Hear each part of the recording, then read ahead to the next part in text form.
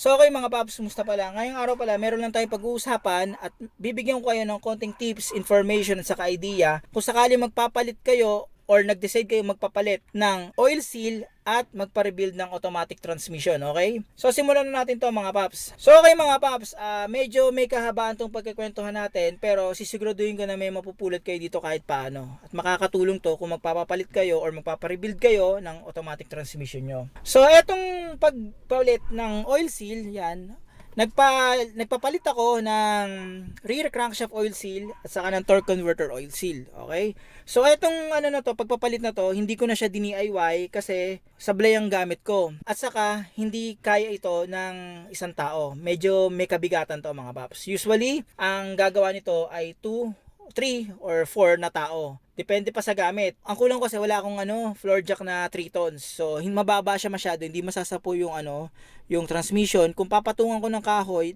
medyo delikado, kailangan ko ng tao. So, wala akong kasama. Kailangan ko ng at least 2 hanggang 3. Yung mga tropa ko, medyo busy kaya hindi ko na sila inabala. So, ang ginawa ko na lang, kinontak ko lang yung tropa ko mekaniko para paltan yung oil seal. So, ang trabaho talaga nila ay paltan yung oil seal, okay? So, ito optional to, itong torque converter oil seal, pero binaba na kasi kaya sasabay ko na. Tapos ito talaga, may leak yung namin, yung baba namin kaya ako nagpalit nito. Ngayon ito, wag nyo na munang pansinin itong bray ko. Mamaya papaliwanag ko yan. So, nagpalit sila ng oil seal. Yun yung trabaho nila. Pull down ng transmission, palit oil seal, balik ang transmission. Meron lang instance na hindi nasahan. Pero, kudos at saka saludo ko sa kanila kasi hindi nila pinabayaan yung unit namin. Kahit sabihing may aberya, kahit sabihing 3 beses sila nagbaba ng transmission namin, hindi sila nagreklamo at inako nila yung responsibilidad. Saludo ko sa inyo mga idol. So, ngayon ganito. Pagka salpak ng unit namin, ang nangyari, chinek niya yung yung cambio ko pumapasok, may scanner naman sila. Pumapasok naman, pero ayaw umusad. Kapag naka-drive ako, ayaw siyang dumiretso. Pag naka-reverse, ayaw gumalaw. Kahit nagre-rev ako, ayaw. Ayaw, totally hindi gumagalaw. Meron kaming suspecha, may suspecha siya, may suspecha ako. So, ang iniisip namin, baka mamaya nasira ang torque converter, or sablay yung torque converter, or nasira ang oil pump. O, ganito yan mga pap. Magandang pagkwentuhan natin kasi kahit paano magkaka-idea kayo. So, ito yung bell housing. Halimbawa lang, ito yung bell housing, tapos andito yung torque converter. Yung torque converter, tawag nila dun minsan kalabasa. So, papasok mo yung torque converter, yung bell housing ng transmission, iikot mo yan, tuk, ikot ng ikot, tuk, tuk, hanggang sa bumuon yung pinaka torque converter sa transmission. Yung tipong hindi mo na mapapasok yung daliri mo doon. O nga pala, baka mamaya sabihin nyo, walang nakalagay na ATF sa torque converter. Meron nakalagay. Merong pre-fill na ATF sa torque converter. So, wala issue doon. Sa tingin ko, ang nangyari, hindi niya naibaon maigi yung pinaka torque converter sa transmission. Yung sa bandang oil pump, hindi niya naibaon. So, nung sinalpak niya, ang nangyari, umikot yung makina pero hindi gumagana ang torque converter. So parang walang nagtatransmit ng power, makina papunta sa transmission. So parang anong nangyari, disable yung torque converter. So ang naisip namin nga, baka mamaya nasira niya yung torque converter or may sira sa oil pump. Yun yung naiisip namin. So kinabukasan, yung tropa ko mekaniko, sinama na niya yung transmission specialist. So ang ginawa, binaba yung transmission, kinuha yung torque converter, pero nagdala na siya ng spare na torque converter kasi inisip niya baka yun ang nadali, yun yung nasira niya. Yung transmission specialist, si tatay, pinull out niya yung oil pump. Diba? Ito yung transmission, di ba? Andito yung torque converter, andito yung oil pump niyan. So, kinuha yung oil pump. Ang nangyari, yung oil pump buo. So, chinek niya rin, baka mamaya merong mga pingas or sira. Kasi yun ang iniisip namin Baka mamaya nasira din yung yung tawag dito oil pump. Kapag sablay ang lagay mo ng torque converter, may posibilidad na sisirain nun yung oil pump. Sa case nito, goods ang oil pump. So, since na baklas na niya yung oil pump, ngayon, si tatay, yung tranny specialist, nag-decide na rin na, i-check na rin natin yung loob. Kasi ang isip niya, baka mamaya, merong part ng clutch drum na sira. Yun yung iniisip niya o naapektuhan. So, ang ginawa niya, tinanggal niya lahat. So talagang kalas, pati yung valve body chinek niya rin. Sa valve body naman pala, banggitin ko lang, chinek rin yung shift solenoid kasi baka mamaya meron din problema. So all goods naman yung shift solenoid, walang problema. So nag-focus na lang sila muna dito sa transmission. So talagang kinalas nila isa-isa. So tinignan nila yung yung clutch pack, yung steel plate, saka yung friction disc, yung clutch drum, chinek din nila, yung mga lock, lahat. Talagang chinek nila, baka mamaya kasi may sira o kung ano man. So ngayon nung natanggal na nila yon, na check na nila na okay naman yung yung clutch drum, yung mga clutch pack, yan, yung yung steel plate saka yung friction disc. Wala namang sign na talagang totally worn out na, yun nag-i-spot saka nangingitim.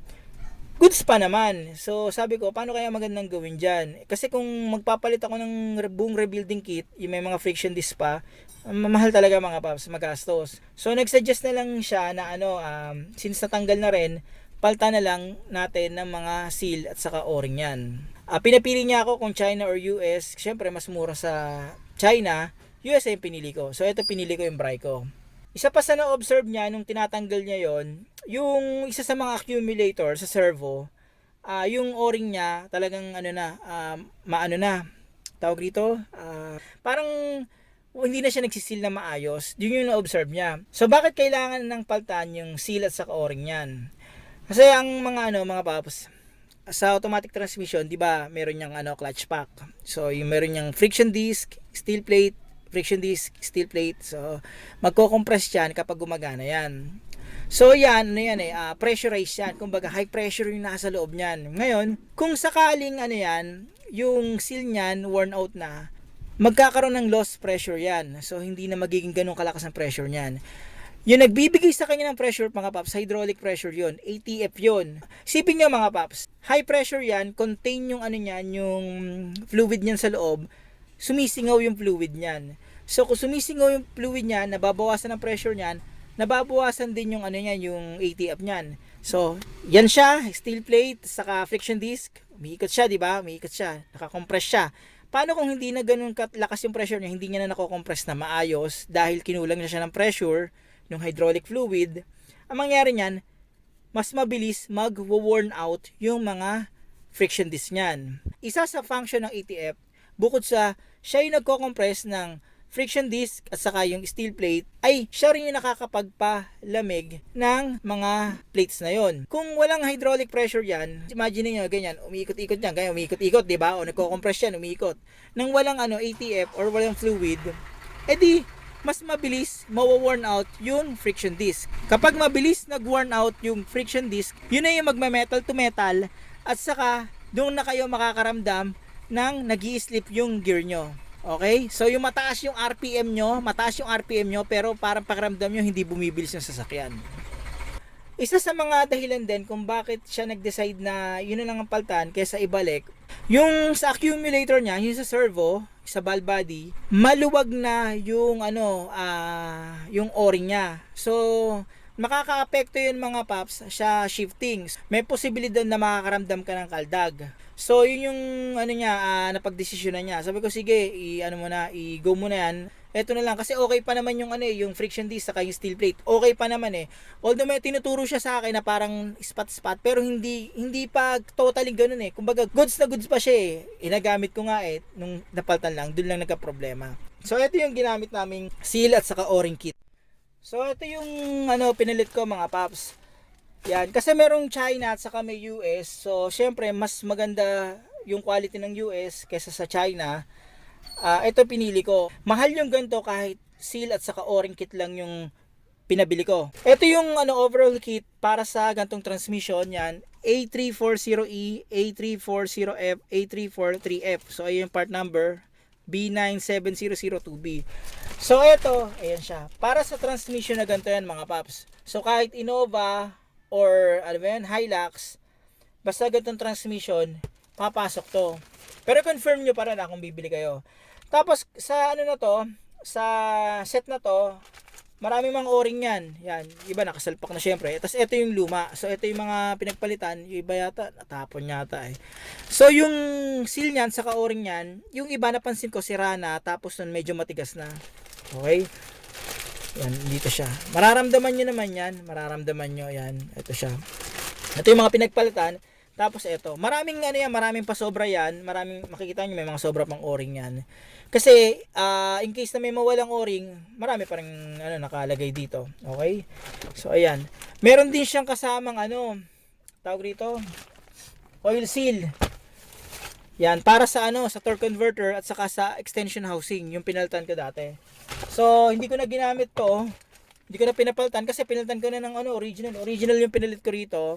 Tapos original yung nasa extension ko. So, hindi ko na papalitan to. Spare ko na lang daw to. Tapos, yung ano niya, yung sa valve body niya, pakita ko lang sa inyo. Ito, para kahit paano aware kayo, baka para makita nyo rin, halimbawa magpa-rebuild kayo, makikita yung ginagawa. Kapag nagpa-rebuild kayo, lalo sa valve body, ito gagawin nyo dyan mga paps. Halimbawa, binaklas na yung valve body, bago kayo maglagay ng gantong gasket, kasi may mga gasket yan na ganto, papatong yan. Bago kayo maglagay, siguraduhin nyo na ipapalit yung gasket ay akmang-akma talaga. Hindi porket ay tama na to, ito na yon. Hindi ganoon. Bawa, gaganyan siya. Titingnan nyo kung tama yung mga butas niya dun sa ilalagay nyo. Kasi kapag nagkamali kayo, posibleng maharangan niya yung oil passage dito sa mga butas na yan. Tapos ito ba mga paps, tingin ko make sense naman na sinabi nila na wag nang gamitin to. Ito kasi kapag nilagay nila to, baka mas lalo pang magka-problema kasi ito, iba yung pagka-gasket niya eh. Iba yung quality niya. Pag ito kasi nilagay, kahit may beta gray, tumatagas pa rin. Kasi iba yung pagka-quality nito saka makapal eh. So, gawin na lang beta gray. Yan. Ngayon, ito mga paps additional tip lang to. Kung halimbawa nagpa-rebuild kayo o yung may magre-rebuild, siguraduhin nyo na i-check nyo rin yung oil pan. Tapos yung paglalagay ng tawag dito ng beta gray. Kasi mas mainam na yung sobrang lagay kaysa konti. Kasi pag konti, tatagas yan. Pero ganito mga paps kapag maglalagay kayo ng beta gray, yung, di ba beta gray, lalagyan nyo to, di ba ganyan siya, lalagyan nyo beta gray to, di ba? At halimbawa lang, ito oil pan. Lalagyan siya ng marami. Pero hindi papasok sa loob yung beta gray. Pupunasan nyo. Kumbaga makapal yung pagkakalagay nyo ng beta gray bago nyo ilagay dun sa sa transmission nyo. Kasi pag manipis ang lagay nyo, malaki yung tendency na na maglilik yan. Okay? So, damihan nyo ilagay pero hindi sa loob hindi papasok sa loob, punasan nyo na lang. Tapos pagkasalpak nyo, punasan nyo na yung gilid para malinis. Okay? Tapos siguraduhin yung naka proper torque. Lahat siguraduhin nyo para hindi tumagas. Ngayon pa nga paps, tutuloy ko na yung kwento So binalik na lahat, na-assemble na lahat. Ayan, na nila, na kabit na nila. Pero bago nila ikabit, kikwento ko lang rin sa inyo yung surplus na kinuha nilang torque converter.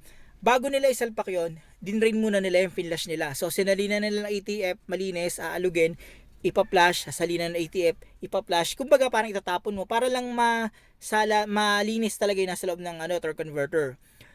Eto napansin ko, yung torque converter na dala nila, sabi surplus yun, good yun, kakatanggal lang sa Fortuner. Nung unang buhos nila, medyo maitim. Ngayon, sige, pinlash nila, okay na. Ngayon, nung kinabit na nila yung tawag rito, yung surplus na torque converter, na-assemble na nila lahat, pinaandar, pero hindi pinausad ni tatay yung yung sasakyan. Ang ginawa niya, tinanggal niya yung linya ng oil cooler sa out para ma-check kung gumagana yung pinaka bomba, yung pump. Nung umaandar na yung makina, walang lumalabas na ATF. So, sablay na naman mga paps, hindi pa rin gumana. So, ang suspecha nila, baka mamaya yung binigay na torque converter sa kanila na surplus ay sira. Okay? So, ginawa, baba uli ng ng transmission, pull out uli ng tawag dito ng torque converter. Sosoli kasi nila yon at saka sinama nila yung oil pump para ma-check na rin nung nagbenta. So, nung pagbalik na dito, yung torque converter hindi na niya dinala. Ang gagamitin pa rin torque converter yung sa amin. Ang sabi niya sa akin, wala naman daw problema sa torque converter, meron lang daw in-adjust. Hindi ko alam kung ano yung in-adjust, hindi naman nababaklas yun. Tapos yung sa oil pump, okay naman. Baka nga ang nangyari siguro sa oil pump, baka meron lang na maling gear, in-adjust nila. Hindi ko alam. Or baka mamaya, yung totoong issue nito, hindi nila masyado na isalpak yung torque converter sa bell housing. So ang nangyari, binalik nila lahat. Yan, syempre nilagyan nila ng ATF, yung oil pump binalik rin nila. Ayun, gumana na. So nagbobomba na talaga ng ng tawag dito ng transmission fluid. So umusad na yung sasakyan, umaatras na rin, all goods na siya. Ang suspecha ko dito mga paps, sa tingin ko lang ang nangyari, baka mamaya kasi yung pagkapasok niya ng torque converter do sa may transmission, hindi niya na isagad. Although, para sigurong pakiramdam niya na tumunog na ng 3 beses, napasok na, siguro hindi pa talaga totally nakasagad. Yun yung tingin kong nangyari. Kaya hindi umusad ang sasakyan namin. Hindi gumagalaw, hindi umusad, hindi umaatras. Ngayon, yung oil pump naman, siguro baka mamaya nung medyo may katandaan na rin si tatay kasi, siguro baka mamaya nung tinanggal niya yung gear, nagkamali siya ng balik. Ewan ko kung ano nangyari, baka yun na nangyari. Pero ang tingin kong suspecha talaga dito, yung pagkakabit ng torque converter, kung bakit hindi gumagana yung sasakyan, hindi umusad at saka hindi umaatras. Inirev ko lang na mataas pero walang nangyayari. Oo nga pala, nakalimutan ko. Kapag papalit kayo ng oil seal, siguraduhin nyo na original yung ipapalit nyo. Okay? Original ipapalit nyo palagi. Tapos nun, kapag ilalagay nyo to, o ipapalagay nyo, lagyan nyo ng manipis na beta gray dito. Yan, manipis na beta gray bago yung salpak. Para lang sigurado. Tapos nun, kapag magpapapalit kayo ng oil seal or papagawa kayo ng paparebuild kayo ng transmission, siguraduhin nyo na may warranty. Para kahit paano kung may problema, pwede nyo balikan. Yun ang tatandaan nyo. So paano mga paps, hanggang dito na lang yung video na to. Sana kahit paano nagkaroon kayo ng idea kung ano ba yung posibleng i-check or yun na nga dapat i-check kapag magpapalit kayo ng oil seal, yan, at magpaparebuild kayo ng automatic transmission, okay? So meron akong i-upload na video, i-check nyo na lang. Ito yung tear down. Hindi ganun kadetalyado pero sa video na to makikita nyo yung tear down kung paano tinatanggal yung mga pyesa sa loob ng automatic transmission ng Toyota Fortuner, okay? So hindi siya tutorial mga paps ha. Ano siya, makikita nyo kung paano tinatanggal sa video na yon. Okay? Paano mga paps? Maraming salamat sa inyo.